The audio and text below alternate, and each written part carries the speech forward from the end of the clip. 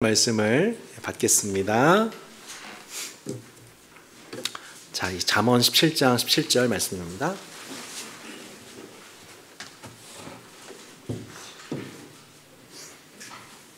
잠언 17장 17절 말씀 우리 한 절입니다. 너무 좋죠? 같이 함께 한 절 말씀 읽겠습니다. 시작. 친구는 사랑이 끊어지지 아니하고 형제는 위급한 때를 위하여 낳느니라. 아멘. 얼마 전에 그 CTC, City to City 코리아, 줄여서 CT, CK라고 하죠. 복음도시 운동을 지난 10년 동안 한국교회에 이끌어오신 리더분들, 미국에 이제 팀 켈러 목사님이 계시다면 숲 운동, 그러니까 한두 그루의 나무로는 안 되고 거룩한 숲을 만들어야 된다. 그래서 안산 동산교회 김인중 목사님께서 그 숲 운동으로 이제 분리개척 운동의 선구자시거든요. 그 이제 뉴욕에는 리디머 교회의 팀 켈러 목사님이 그 선구자시잖아요. 그 정신이 서로 이제 만나서 그 분리개척 운동의 리더십을 형성한 그 다음 세대가 이제 그 이규현 목사님, 은혜 동산교회 이규현 목사님, 그리고 이제 더 사나인 교회 이인호 목사님, 또 정갑신 목사님, 또 성복중앙교 길성원 목사님, 또 김병년 목사님, 이런 분들이 이렇게 계세요. 그래서 요즘에 그 CTC 목회자 세미나 하면 전국에 있는 모든 목회자들이 혹은 목회자 후배생들이 가장 먼저 등록하는, 이렇게 그 세미나 인터넷에 개설합니다 이렇게 올리면 좀 약간 과장 보태서 몇 초 만에 이렇게 신청이 완료되는 그런 모임이 되었죠. 근데 그 모임이 왜 이렇게 활성화가 되었는가 이렇게 보니까 첫 번째는 비전입니다. 우리는 복음도시 운동, 변화되는 도시 환경 속에서 복음을 다음 세대에게 전파하려면 전통교회는 자신의 몸을 불리기보다는 복음으로 훈련된 목회자와 성도들을 그 도시에 파송함으로 다음 세대를 구원해야 한다라고 하는 이 CTC의 이제 비전 때문입니다. 근데 이제 비전만 갖고 이 일이 되지는 않고, 두 번째가 뭐가 잘 되는가 그 모임 보니까 그 리더십들의 관계예요. 거기에 모여있는 그 목사님들이 지난 5년 동안 함께 우정을 쌓아 올린 그 관계가, 그 모습, 함께 형제가 함께 연합하여 동거하고 대화하고 먹고 마시고 하면서 힘을 얻고 있는 그 복된 모습 있잖아요. 그 복된 모습을 보면서 후배들이, 목회자 후보생들이 은혜를 받는 거예요. 보니까. 그러니까 우리에게 복음이 너무 소중하죠. 또 복음을 가지고 운동하는 것, 복음 운동하는 것 너무 중요합니다. 그런데 그 복음과 운동 사이에 뭐가 있어야 되냐면 복음 안에서의 교제, 친교, 우정, 이것이 없으면 복음이 운동으로 지속될 수가 없다는 것을 그 모임을 통해서 배우게 되었고, 좀 역설적인 얘기지만 현재 그 핵심 코어를 이룬 리더십 목사님들께서 가장 이 CTC라고 하는 운동을 보면서 가장 염려하고 있는 부분이 뭐냐면, 지금 우리가 누리고 있는 이 우정을 다음 세대 목회자들이 함께 그 우정을 이룰 수 있을까? 우리가 지금 누리고 있는 이 친밀함과 우정을 다음 목회자들 간에 누릴 수 있을까? 이것이 지금 그 목사님들의 가장 큰 고민이라고 하더군요. 저는 그 말씀이 저 개인한테 따스한 교회를 바라보는 제게 너무나도 하나님의 음성처럼 느꼈습니다. 지난 따스한 교회가 참 따스한 7년의 시간을 통해서 그 중간에 코로나가 있었음에도 불구하고 우리는 참 소중한 우정과 관계와 추억들을 쌓아 올렸습니다. 그렇게 어느덧 7년이 지나고 이제 새로운 7년을 맞이하고 있는, 앞두고 있는 가운데 우리 따스한 교회가 고민해야 될 지점이 뭐냐면, 이렇게 새롭게 형성되고 있는 이제 새 가족들을 포함해서 우리가 어떻게 하면 이 우정을 함께 만들어갈 수 있을까? 지난 7년 동안 참 추억하고 감사하고 참 우리 소중한 추억을 쌓았다라고 누렸던 그 은혜들을 앞으로 이후의 리더십들이 어떻게 이것을 함께 누릴 수 있을까? 이 고민을 하면서 오늘 본문을 생각해 보게 된 것입니다. 오늘 본문 17장 17절 말씀 참 짧지요? 참 짧지만 이 말씀 안에는 정말 주옥과도 같은 복음의 메시지가 충만하게 묻어나고 있습니다. 다시 한번 읽어볼까요?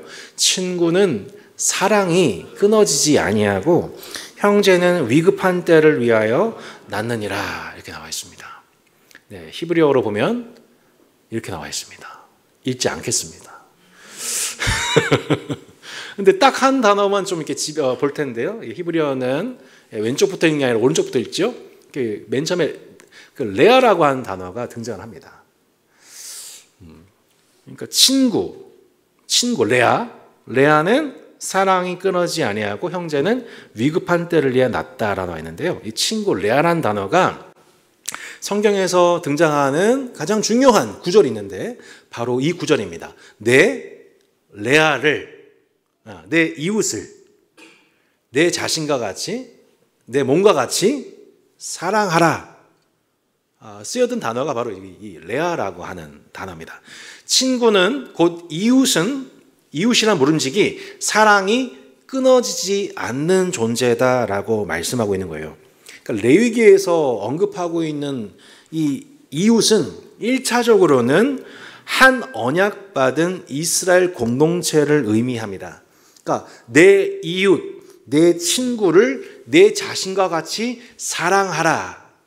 이게 레위기의 모든 말씀의 집약이잖아요. 그러니까 함께 출애굽하고 함께 광야 생활을 동고동락해왔으며 함께 가나안에 정착하고 해서 함께 거주하고 있는 그 이웃, 친구, 레아, 곧 가족, 부족, 지파를 의미합니다. 여기에는 고아, 과부, 나그네, 객 등 사회적 약자 등 사회적 배려 계층을 포함하는 개념이죠. 이걸 뭐라고 하냐면 레아, 내 이웃, 내 친구는 끊어지지 아니한다라고 하는 그 친구인 것입니다. 하나님께서는 이스라엘을 사랑하시되 약속하시고 사랑하셨습니다. 내가 너의 하나님이다. 나는 너희를 애굽에서 건져내는 하나님이다. 나는 너희를 사랑하는 하나님이다. 내가 너희에게 모든 복을 줄 것이다. 끝까지 너희를 책임지고 인도하겠다. 그러니 너희도 나에 대한 책임을 다하라. 그러므로 서로에 대한 책임을 다하라. 그게 뭐예요? 하나님을 사랑하라. 두 번째 뭐예요? 내 이웃을 내 몸과 같이, 레아를 내 자신과 같이 사랑하라 말씀하셨습니다. 결혼이 가장 먼저 언약이 나오고 그 다음에 동거하며 책임 순으로 그 관계가 진행되듯이 하나님과 이스라엘의 관계도 언약, 동거, 책임으로 세워지게 되는 것이죠. 레아는 친구는 사랑이 끊어지지 아니하고 이렇게 나와 있습니다. 여기서 사랑, 친구는 사랑이 끊어지지 않는다 할 때 사랑이라는 단어가 능동분사 형태입니다. 영어로 쓰자면 loving이에요. loving. 지속적으로 사랑하는 것. 레아는 뭐 하는 사람이에요? 지속적으로 사랑하는 거예요. 언약 관계에 해당되어지는 자신의 가족, 부족, 각 지파, 그리고 그 안에 속해 있는 레위인들, 고아, 과부나 나그네 객들에 대해서 지속적으로 사랑하는 언약적 관계를 의미합니다. 한마디로 친구는 뭐예요? 늘 사랑하는 자예요. 뭐라고요, 여러분? 늘 사랑하는 자. 여러분, 언제 전화해도 좋은 친구가 있습니다. 왜냐하면 그 친구는 늘 나를 사랑하기 때문입니다. 그래서 위로가 필요할 때는 위로를, 배가 고플 때는 맛집을, 충고가 필요할 때는 조언을 아끼지 않고 그렇게 나를 언제나 사랑하는 존재를 성경에서는 친구라고 하고, 그 친구를 내 몸과 같이 사랑하라. 이웃을 내 몸과 같이 사랑하라. 친구는 놀랍게도 자신의 상황이 좋지 않을 때에도 친구에 대한, 이웃에 대한 책임을 지켜갑니다. 곧 자신의 상황이 편한 때에만 사랑의 책임을 다하지 않습니다.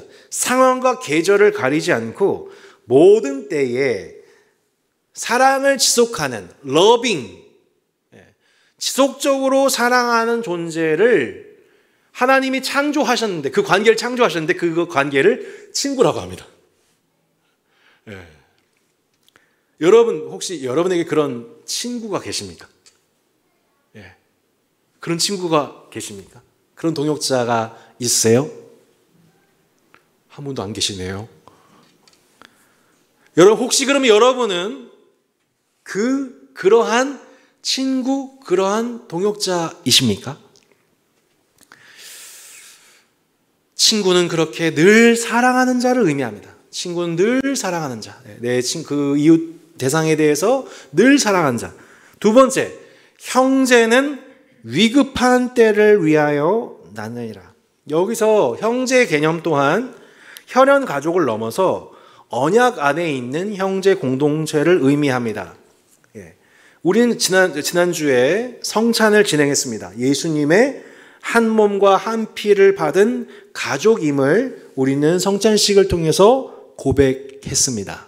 어떤 분은 그것을 진심으로 받아들여서 예수님의 피와 살을 먹고 마셨고요. 어떤 분은 그 마음에 불편함이 있어서 성찬에 참여하지 않는 믿음으로, 자신의 양심의 거리낌 때문에 참여하지 않는 것으로 믿음을 고백했습니다. 우리는 이렇게 예수님의 언약 공동체입니다. 형제는 환난, 고난, 압박을 당하는 모든 위급한 때를 위해서 났다고 말씀합니다. 한마디로 각 인생이 당하는 환난의 때를 위해 하나님이 예비해 놓으신 관계가 형제라는 겁니다. 교회에서 그래서 서로를 향해서 형제, 자매라고 호칭을 합니다. 이 목사, 집사, 장로, 권사는 공적 직분이죠. 하라고 하율이가 집에서 저를 목사님이라고 부를까요? 아니죠. 저는 그냥 아빠입니다. 그죠? 그런 것처럼 우리가 공적으로 호칭할 때, 공적인 자리에서는 서로 공적인 장로, 집사, 목사라고 호칭하는 것이 많지만 사실 우리의 관계는 뭐예요? 형제요, 자매입니다. 여러분 믿으세요? 우리 관계는 형제예요. 저희가 진원 형제예요, 사실은. 사적인 자리에서 그렇게 부르십시오. 너무 어색하지 모르겠지만 전 진원 형제예요, 사실은. 동생이고 형이고 누나 언니 관계인 거죠. 다만 공적인 자리에서는 공적인 유익을 위해서 목사, 장로, 권사, 집사의 직분이 있는 것처럼, 하지만 하민, 하율, 하라가 사적인 자리에서 저를 아빠라고 호칭하는 것처럼 우리 관계는 그런 가족입니다. 할렐루야. 우리가 이거를 좀 구분할 좀 필요가 있죠. 근데 우리가 서로가 그렇게 형제라고 하는, 자매라고 하는, 가족이라고 하는 것은 듣기 좋은 말로서 하는 얘기가 아니라 이런 고백인 겁니다. 당신은 환난의 때 나를 위해 예비해 두신 하나님의 선물입니다. 거꾸로 내가 그의 형제라고 호칭하는 것을 허용한다는 것은 내가 당신의 환난의 때, 위급한 때를 위해서 하나님이 태어나게 하신 존재입니다. 라는 고백이 뭐예요? 형제는 위급한 때를 위하여 났다는 것입니다. 성도 여러분, 한 해를 돌아보면서 그렇게 내가 위급한 때 나에게 하나님이 큰 도움을 베푸신 형제, 자매와의 만남이 있으셨나요? 속으로 아멘 하고 계시죠? 바로 그 관계를 의미하는 거예요. 그러니까 위급한 때를 위하여 낳았다라는 단어가 실제로 낳았다는 의미예요. 그러니까 태어났다는 의미예요. 위급한 때를, 형제의 위급한 때를 위해서 내가 태어났다. 여러분, 이것이 우리 인생의 의미입니다. 이것이 우리가 교회 공동체의 형제 자매로 함께 하나님이 관계를 맺게 해주신 이유입니다. 그는 형제의 위급한 때를 위하여 태어난 존재이다. 그렇게 태어나게 되었다. 그의 출생과 존재와 인생의 의미를 해석해 줍니다. 요약하자면 형제란 이웃의 환난의 때를 위해 태어나 존재하는 자, 그것을 성경이 뭐라면 형제라고 하는 것이고, 당신이 나의 형제입니다. 내가 당신의 형제입니다. 라는 고백인 것입니다. 그렇게 서로가 서로에 대해 진정성 있는 형제 자매의 진정성을 담은 관계가 될 수 있기를 바랍니다. 다윗이 죄 없이 환난을 당했습니다. 사울에게 시기와 미움을 당해서 여러 번 죽을 위기를 당합니다. 그런데 그 위기 속에서 그를 지켜주는 형제가 있습니다. 누구였어요? 요나단이죠. 다윗에 대한 요나단의 사랑이 그를 다시 맹세하게 하였으니 이는 자기 생명을 사랑함같이 그를 사랑함이었더라. 다윗이 또 다른 인생에 다른 어려움을 겪었습니다. 자신의 범죄로 인한 영적 침체가 옵니다. 간통과 살인을 범했는데 자신의 죄를 깨닫지 못하고 위선의 죄를 더하고 있습니다. 한 나라의 왕이 이러한 영적 침체를 겪고 있다는 것은 이스라엘이 풍전등화 상태임을 드러내죠. 친구는 사랑이 끊어지지 아니하고 형제는 언제요? 위급한 때까지 위하여 낳느니라. 다윗의 그 위급한 때에 하나님이 그를 위해서 태어나게 하신 그 친구 누구였나요? 나단이었죠. 영적인 위급에 처한 다윗의 죄를 비유로 드러내고 하나님 앞에 돌이킬 수 있도록 더 큰 재앙과 징계로부터 그를 구원하는 친구는 위급한 때까지 위하여 낳느니라. 성도 여러분, 우리가 생각해 보면 이 말씀이 참 눈물 나는 말씀입니다. 제가 7년을 딱 되돌아보니까 뭐를 보게 되냐면 오늘 이 잠언 17장 17절 말씀이었던 거죠. 이 작은 교회에서 지난 7년 동안 각 부서마다 교육자분들을 세워서 함께 다음 세대를 섬길 수 있도록 하셨습니다. 이게 하나님의 은혜였는데 이게 다 뭐였냐면 끊어지지 않는 사랑으로 이 교회 공동체를 섬기고 있는 정말 이름 없는 후원자들. 여러분, 다윗이 복될 수 있었던 이유는 다윗 사람 됨됨이가 아니라 수많은 이름 없는 다윗의 용사들이 곁에 있었기 때문이었지요. 지금도 어떤 유명한 한 사람이 아니라 사실 하나님이 그 이름 없는 그 다윗을 옆에서 지켜주는 형제들이 있었기에 그 복이, 하나님 나라의 복이 흘러가게 하시지요. 끊어지지 않는 사랑으로 후원으로 이 공동체를 섬기고 있는 수많은 기도와 물질의 후원자들이 있었고, 위급한 순간마다 천사처럼 등장한 형제 자매들이 있어서 저 같은 사람도, 저 같은 죄인도 이 자리에 서 있었던 겁니다.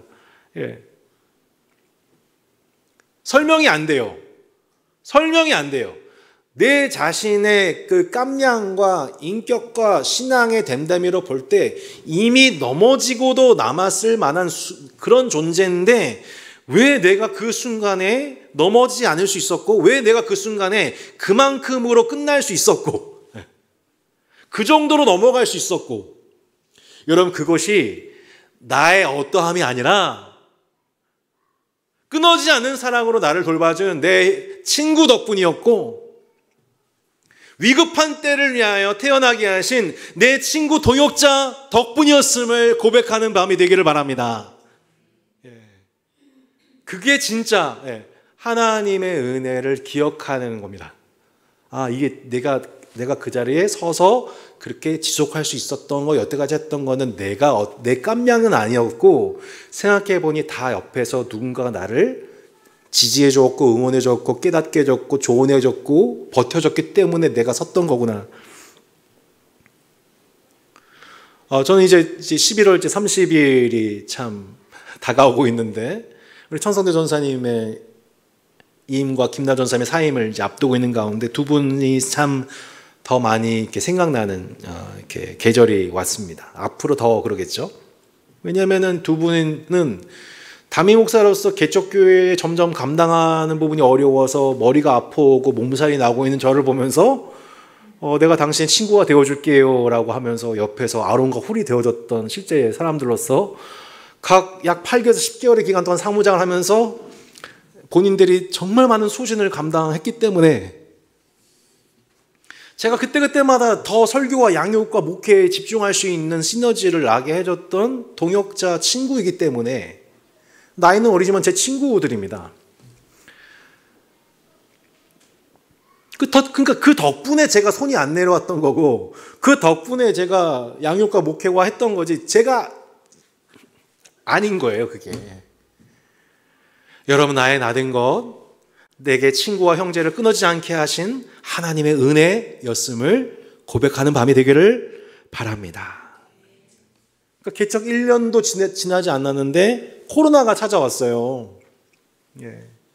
그렇게 영상 예배가 시작되면서 3년이 흘렀단 말이에요. 근데 제가 그 세월을 시작해 볼 때 그 시절이 너무 뭐랄까요, 이렇게 아름다웠어요. 너무 그 시절이 참 아름다웠어요. 눈물겨웠어요. 교회 내 20명, 10명 이렇게만 모일 수밖에 없었던 그때에 어느 날 한 집사님이 이렇게 제안하십니다. 제가 아는 친구 중에서 지금 가정이 아픔을 당해서 정신적인 어려움을 겪고 있는 사람이 있습니다. 이 친구가 농구를 좋아해요. 우리가 교회에서는 못 모여도 밖에서는 우리가 자유롭게 마스크 끼고 운동할 수가 있습니다. 4명이. 그렇게 해서 4명이 모인 모임이 따스한 비비였거든요. 왕수천에서 그렇게 4명이 매주마다 그 한 명을 위해서 3명이 함께 붙어서 그렇게 시작을 했던 모임이었던 거예요. 그렇게 하다가 이제 따스한 비비 모임이 막 커졌던 것이죠. 그 모임 통해서 따스한 비비가 커지고 그 시간 통해서 코로나 시절에도 형제들이 추억을 쌓았어요. 우정을 쌓았어요. 그래서 얼마 전 한의원 집사님이 두바이로 떠나는 가운데 이걸 그냥 둘 수 없다 해서 같이 치킨집 모여서 같이 얘기를 나누고 또 1년에 한 번 올 때마다 모이자 얘기를 하고 또 모임을 하다가 또 이런 얘기를 나눕니다. 우리 지금 교회 형제 중에서 지금 체력이 많이 약해진 형제가 있다. 내 그 형제가 농구를 좋아하지 않냐? 우리가 다시 따스한 비비 해야 되지 않냐? 이게 너무 그 마음에 딱 하나 돼서 맞아, 그거다. 의기투합이 됐어요. 저는 지금 농구 얘기하는 게 아니에요. 농구 얘기하는 게 아니라 친구라는 관계가 위급한 데까지 위하여 낫다는 그 말씀. 그 말씀을 실천하는 것, 몸으로 움직이는 것이 교회라는 것입니다. 따스한 교회의 모든 발걸음이 그거를 주님이 가르쳐 주신 내용이었던 거예요. 뭐 제가 설교 잘하는 거, 뭐 목회 열심히 하는 거, 막 행사 열심히 이벤트 하는 거, 하나님 이런 거 자체에 대해서 별로 안 기뻐하시고 언제 제일 기뻐하시냐면 친구는 위급한 데까지 위하여 낫느니라. 그래서 위급한 그 한 사람이 있을 때 그 한 사람을 위해서 잔치를 베풀어라. 그 한 사람을 위해서 돈을 모아라. 그 사람을 회복할 수 있는 활동을 해라. 너희들의 모임은 그 한 사람을 위해서, 바로 이때를 위해서 존재하는 거다 라고 말씀하시는 그 하나님의 또렷한 분명한 그 음성에 따라 살았던 그 모든 추억들이 있어서 그 지난 세월들이 헛되지가 않고 너무너무 행복한 거예요. 이거구나. 교회는 이거 하는 곳이구나. 위급한 데에 있는 그 형제를 위해서 우리가 지금 이곳에 함께 존재하고 있다는 것을 믿고 몸으로 반응하는 공동체. 할렐루야! 우리 따스한 교회가 그렇게 7년 동안 그런 교회를 되라고 하나님이 우리에게 아름다운 추억과 우정을 쌓게 하셨죠.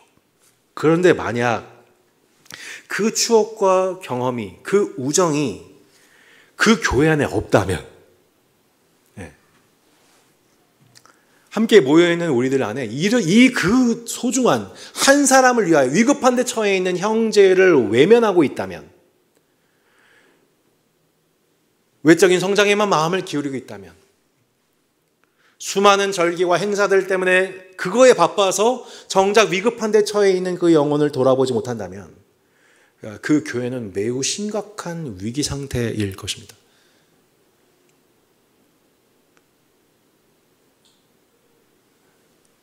제가 위기라는 표현을 쓰진 않겠지만 우리가 만약 위기가 있다면 그 이제 새롭게 시작될 7년 앞두고 우리의 마음이 헛된 것들에, 헛된 꿈들에 교회에 대한 꿈을 꾸고 있다면 그것이야말로 교회의 위기일 것입니다.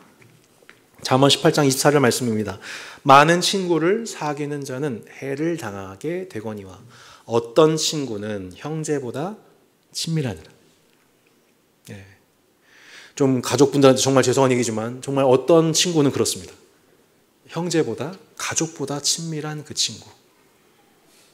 단순히 인간적인 어떤 친함이 아니라 예수 그리스도 안에 있는 관계로서 예수 그리스도께서 우리에게 그 친구요 형제가 되어주시지 그 형제와 친구됨을 나타내는 그 친구. 어떤 친구는 형제보다 친밀하다. 우리는 많은 사람, 많은 팔로워, 많은 동호회, 이런 많은 인맥, 이런 거를 강조한 시대 속에 살고 있지만 잠언은 많은 친구를 얻으려는 그 자가 오히려 그 많은 숫자 중에 분별되지 않은 친구로 말미암아 많은 해를 당할 수 있다. 반면 어떤 친구는 형제보다 더 친밀하다라고 합니다. 나는 이미 망가졌는데, 나는 자괴감과 죄책감과 공허함 투성인데, 나는 연약하고 부족한데 나를 향해서 변함없는 사랑과 지지를 베푸는 그 어떤 친구가 있습니다. 그 어떤 친구가 있습니다. 용납하고 용서해주고 다시 해보자 용기를 주는 그 어떤 친구가 있습니다. 그 존재감이 평상시엔 잘 안 느껴지다가 결정적인 순간, 내가 위급한 순간만 되면 천사처럼 등장해서 맞서 싸워주고 내 손이 나를 내려오지 않게 해주고 내가 꼭 먹고 싶었던 음식 먹게 해주고 쉬는 시간을 배려해주는 뭐 말하지 않는데도 그냥 같이 있는 것만으로도 힘이 되는 그런 어떤 친구가 있습니다. 그래서 어느 순간인가 다시 힘을 얻어서 야, 인생 한번 살아봐야겠다. 다시 일어나야겠다.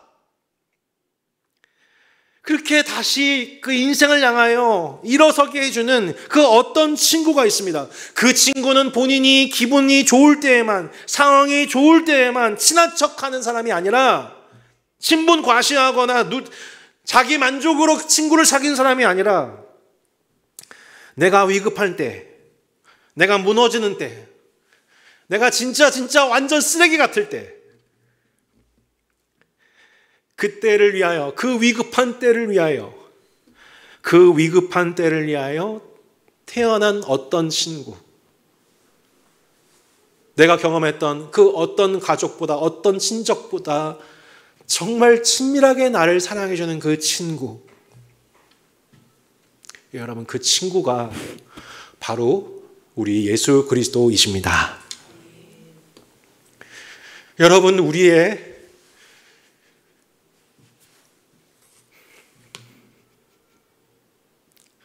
끊어지지 않는 사랑으로 나를 항상 사랑해 주는 분, 내 꼬라지가 어떤 모습이라도 나를 항상 사랑해 주시는 분, 내가 위급한 순간마다, 내가 위급한 때를 위하여 평상시엔 잘 느껴지지 않다가도 위급한 순간에면 어김없이 등장해서 나에 대한 언약적 책임으로 그 사랑을, 존재를 나타내시는 그분, 인생을 살아갈수록 이 예수만큼 좋은 친구가 없고 예수 같은 형제가 없다는 것을 깨닫게 하시는 그 예수 그리스도가 저와 여러분을 당신의 친구 삼으셨지요. 우리가 아직 연약할 때의 기약대로 그리스도께서 경건하지 않은 자를 위하여 죽으셨도다. 의인을 위하여 죽는 자가 쉽지 않고 선인을 위하여 용감히 죽는 자가 혹 있거니와. 우리가 아직 죄인 되었을 때 그리스도께서 우리를 위하여 죽으심으로 하나님께서 우리에 대한 자기의 사랑을 확증하셨느니라. 우리가 쓸모 있을 때, 꽤 괜찮을 때, 꽤 인정받을 때, 잘 나갈 때, 건강할 때, 뭔가 공동체에 기여하는 쓸모있는 사람인 것처럼 우쭐거릴 때가 아니라 율법을 지킬 능력이 없어서 연약하고 전혀 경건하지 않으며 여전히 돈을 사랑하고 여전히 명예를 사랑하고 여전히 세속의 가치를 사랑하고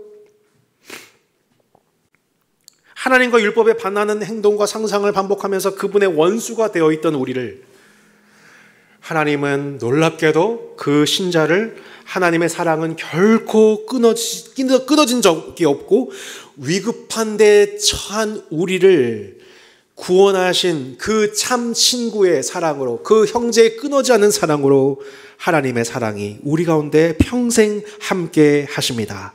십자가의 희생으로 당신의 사랑의 진실함을 주님은 확실하게 증거하셨습니다. 잠언 17장 17절이 증거하는 항상 우리를 사랑하신 친구, 위급할 때 구원하는 형제가 되시는 그 예수 그리스도. 우리가 그분의 사랑을 인생에서 어느 한순간이 아니라 우리 평생에 걸쳐서 인생의 중요한 골목마다 우리가 그것을 경험할 때 우리는 그 형제요 친구이신 주님의 사랑을 인격적으로 경험하는 것을 더 넘어 그 친구, 그 형제에 대한 언약과 충성을 지켜가고 한 걸음 더 나아가 위급한 데 처한 형제들을 구원하는 그 일에 헌신하기 시작하면서 나도 그 어떤 친구가 되어갑니다. 예수님을 닮은 그 어떤 친구가 되어갑니다. 여러분, 그 어떤 친구로 되어가는 복을 저와 여러분이 받은 줄로 믿습니다. 잠언 17장 17절에 그 어떤 친구이신 예수님을 만난 우리가 내 옆에 있는 내 동역자에 대해서 항상 사랑하기를 주저하지 않고 언약적 책임을 다하며 때로는 그것 때문에 그 사랑을 다하다가 지쳐서 안식이 필요하기도 하지만 그 형제가 위급한 순간마다 남들은 다 주저할 때 그 위급한 순간마다 찾아오신 예수님을 생각하면서 아무도 나서지 않은 그때에 그 한 사람으로서 그 어떤 친구로서 그 위급한 데를 위해서 내가 이 친구의 그 위급한 순간을 위해서 나로 지금 이 시간 태어나게 하셨다는 것을 믿음으로 반응하는 그 한 사람. 여러분, 그것이 그 사람이 예수님의 진짜 제자가 아니겠습니까? 그 사람이 진짜 예수님의 친구가 아니겠습니까? 그것이 진짜 예수님의 형제 아니겠습니까? 그런 사람들의 출현. 저 어느 교회 다녀요? 우리 교회 목사님 누구예요? 이런 거 자랑하는 교회가 아니라 잠언 17장 17절의 말씀이 육신이 된 교회와 성도들의 출현. 이것이 여러분 따스한 교회. 따스한 교회만 주신 것은 아니지만 따스한 교회가 그 원형을 회복하는 교회가 되었으면 좋겠습니다. 많은 친구들의 공동체가 아니라, 많은 친구들이 아니라, 정말 중요한 것은 많은 친구가 아니라 형제보다 가족보다 친밀한 그 이름도 없는 어떤 친구와 같은 공동체, 그 어떤 친구를 만나게 되는 공동체. 그렇다면 우리는 앞으로 우리의 7년은 또 다른 주님 안에서의 아름다운 추억과 우정이 우정의 기반 하에 어떤 친구 대신 예수 그리스도의 복음을 지속적으로 온 땅에 흘려보내는 우정의 공동체로 우리의 7년은 더더욱 아름답고 빛나게 될 것을 믿습니다. 우리 함께 찬양하고 기도했으면 좋겠습니다.